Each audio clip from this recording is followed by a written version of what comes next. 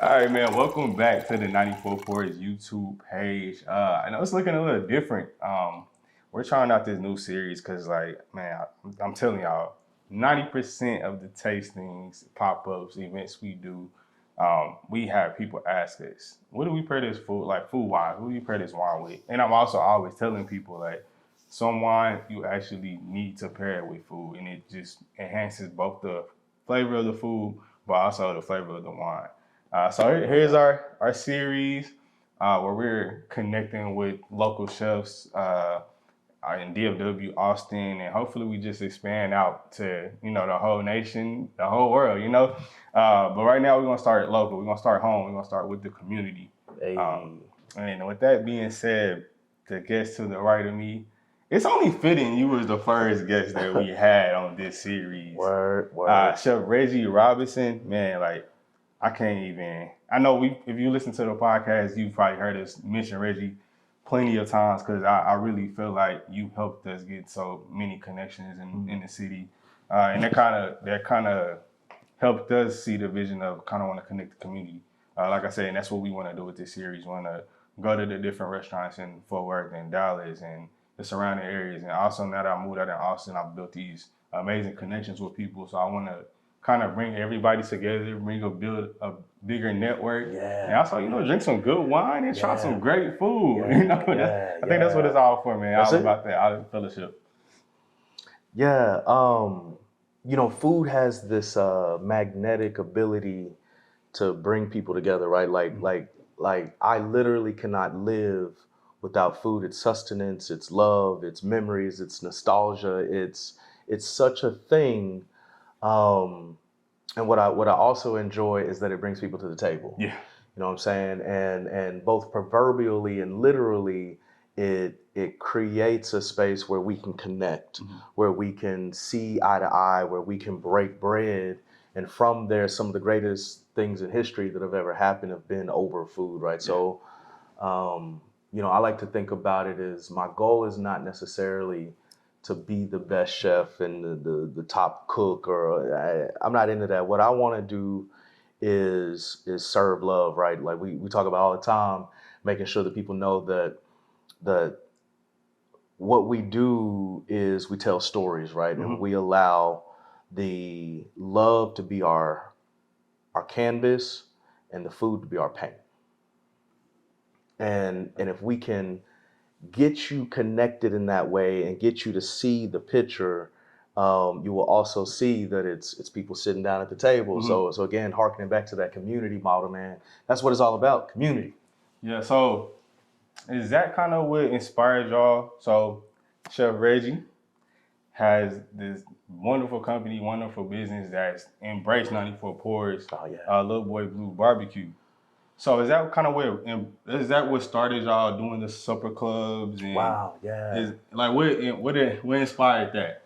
That's interesting. So I was having a conversation with my little brother. We was drinking some wine, and he says this thing that I can't get out of my head. Right, it's our mission, but the way he articulated was this: the best way that I can serve you is to love you. The best way that I can love you is to serve you, right? That's our mission, to serve love and love serving. But it was like the way he said that, it made me like realize that like it can't just be like here real local. We have to take this to the streets. You know what I'm saying? And so it was like, how can we, because like if we're doing a pop-up, like I don't have time to like love on you like I want to, because it's like boom, boom, here's your food, swipe, go on, you go and kick it with your homies. We wanted a setting where we could all come together and like break bread, sit down, slow down, talk about kids, talk about investing, talk about these jokes and whatever. And like the supper club is involved into this thing that it's almost like it's healing people, fam.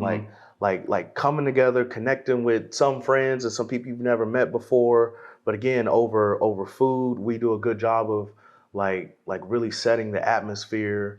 And man, people have been Like, I mean, they keep selling out. We sold this last one out. Yeah. I gotta let people know so they quit buying tickets. Yeah, that's always like a good balance to have, man. It's like it's tough because dang, man, I want everybody to try to come, but it's good though. We sold out. We sold out. Get into it.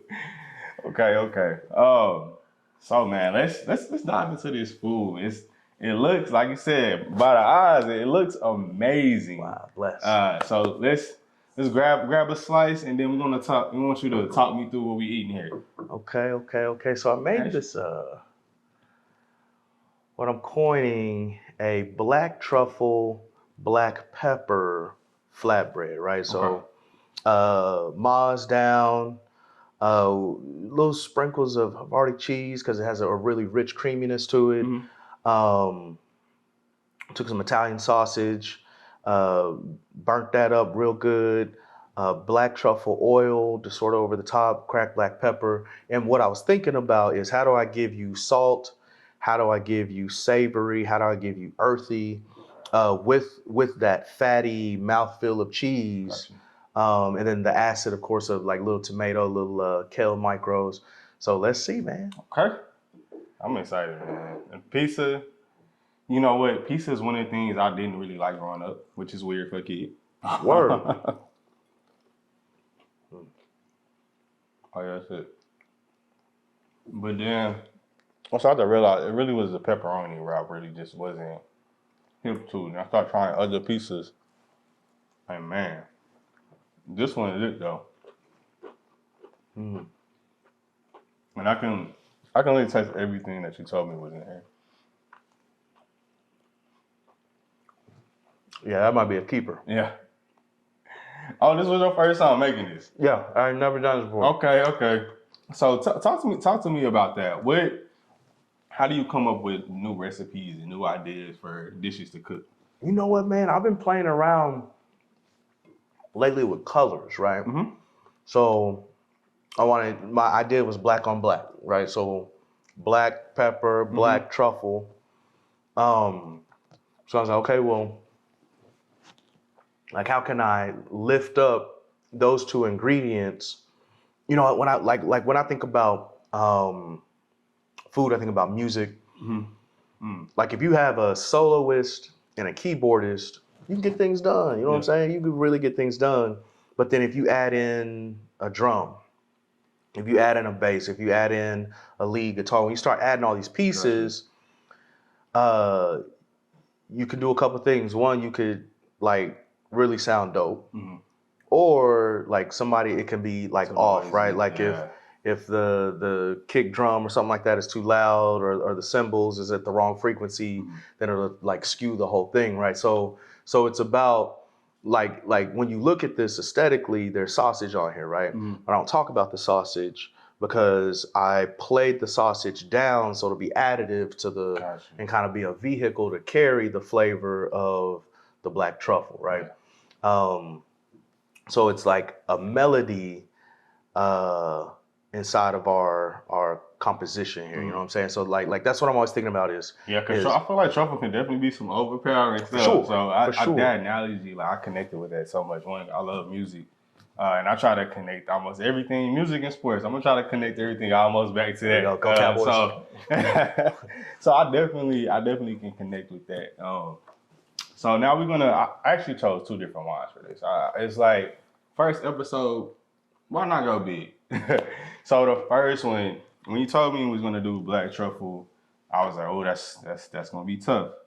But also I love a challenge when it comes to pairing wine with food. Yeah, you got a palate, man. Your palate's dope. Yeah, I appreciate it. But that's something I always tell everybody though, like everybody's palate is different. So what might sound good to me, it might not be good with you, but you always try something with the food or always try different wines because you're never gonna know what might agree with your palate. But for this one, so I want you to tell me, I want you to rate me on which one you think is better with it. If both of them is fire, let me know. If both of them bad, we might have to edit that out a little bit. But so the first one we're gonna do is a Prosecco. So this is Issa Rae's Prosecco. So fun fact, anything that has this little label on it right here, that means it's from Italy. It has a DOC designation, which means it's Prosecco. The region is so Italy is it's interesting how they name their wines and all of that. So in Italy and honestly most of the old world countries over in Europe, they name their wines after the region. So Prosecco is actually the DOC or the region that this wine grows. The actual grape varietal is called Glera. Yo, that's crazy. But I chose this one to go with the black truffle because kind of like you said with the music, it complements you. You want your wine to complement, almost like when you have a couple, they say opposites kind of attract, and the same thing when you pairing wine with food. So we going with the bold flavors of the truffle, the bold flavors of the cheeses that's in here. That's why you go with the more acidic wines, where it's gonna kind of cut through those bold flavors and bring them out a little bit more as well. Yeah. Cheers. Cheers.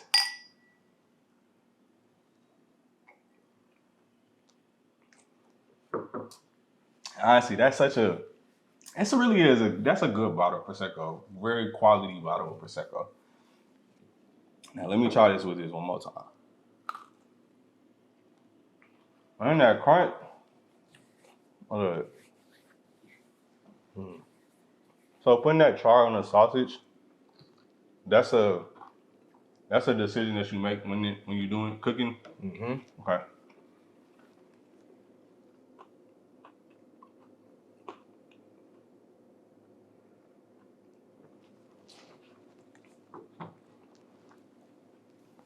So I've gotten into this thing with alcohol and pairings where drink a little bit, hold it, swallow, then drink another little bit, swallow that, taste food, and then breathe out through my nose. So I can get all those sort of notes kind of playing together.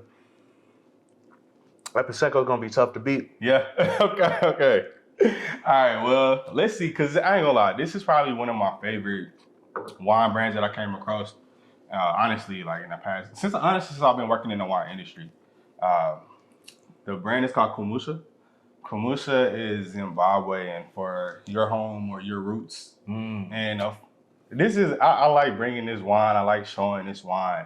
One, because I got to go on a Zoom call with the sommelier that made it, Tinashe Namadoko, and That's dope. he has they have a documentary. I don't know where it's currently at, but it was on Netflix for a minute. It's called Blind Ambition, and it's about this sommelier group from Zimbabwe. Like they do like a kind of like an Olympics thing, a world champion type thing for sommeliers, where they compete against other countries and other nations.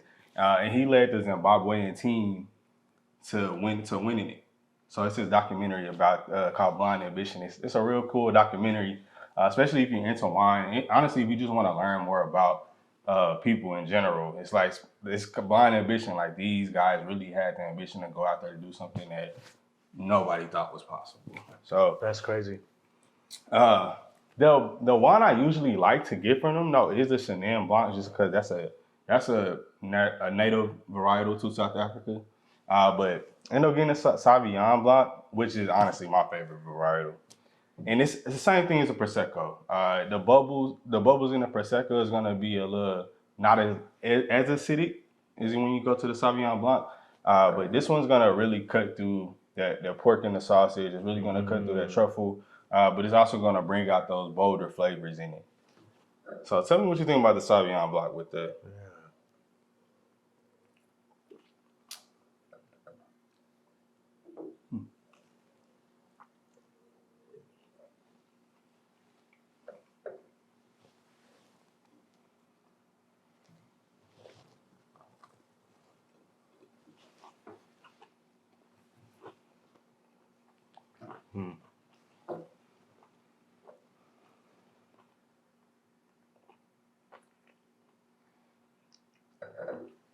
Boy, you need to teach a master's class, man. That's crazy.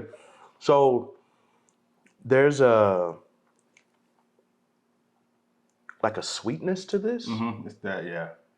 Those citrus. It's a more fruitful. Just because in South Africa, the weather is it's a little hotter than it is in like other regions where you get Sauvignon Blanc, like New Zealand, or even some of the Californias up north. Like it's a little warmer climate, so the fruit is gonna come back more out in the Sauvignon Blanc from South Africa. Yeah, fam. This has me like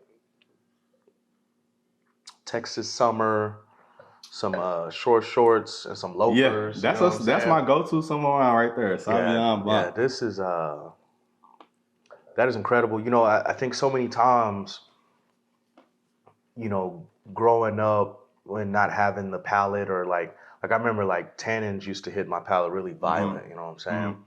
And people are like, yeah, pair it with this, or you have your steak with this. Or have, Yeah. I'm like, man, I don't get the pairing.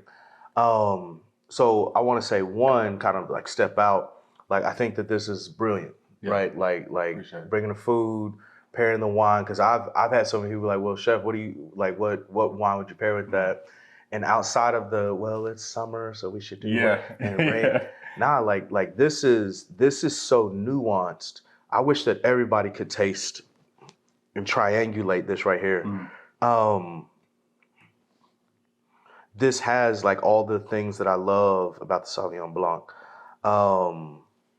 But like you said, it really kind of lifts up some of the bolder flavors in the pizza, which is that's crazy, man. Yeah. That's crazy. Yeah, man.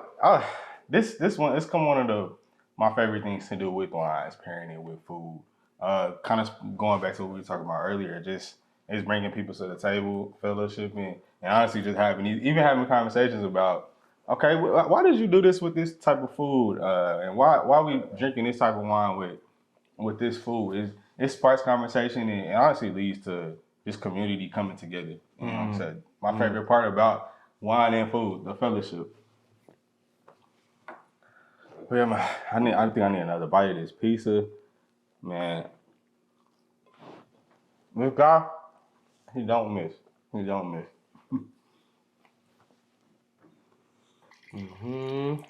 So apparently, my parents so good, we had to do another drink just to make sure. We had to see which one.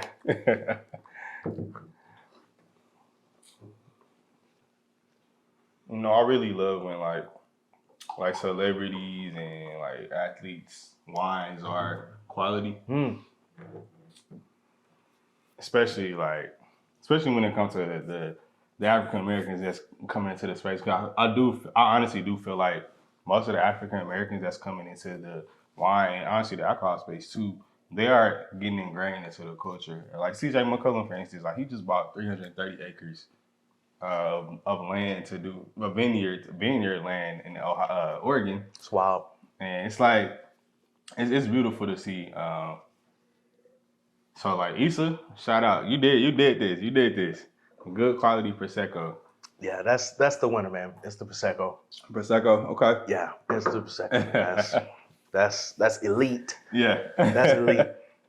I'm gonna have to so and what I appreciate too, you know, people always be like, you got anybody to pour? Of course we have a guy. We've got 94 pours, right? and every time I've gotten with you, you've shown me something different, something new. Yeah. You've widened my purview, right? Like I used to try to stay in that $12 wine box. Nah, man, let's look at the 20. Let's look at the 60. Yeah. Let's go and spend it. And what I love about that is like now my mind is racing about the white wine cream and chicken sauce that I can make with this Prosecco in there. Mix that. Oh my goodness. This has been a treat, man. This is the essence of pairing food and beverage. Yeah.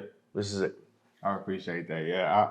I that's something I try to do is I try to diversify wine when I come to the tastings, especially if I feel like it's gonna be people there that's experienced. They had the 94 pour experience before. I want to try to bring something different. It's some staples that I go to. Like I'm gonna always have an Italian wine for the most part, just because that's why I fell in love with wine. But yeah, I try to have people try anything different because, like I said, you never know what your palate is gonna agree with.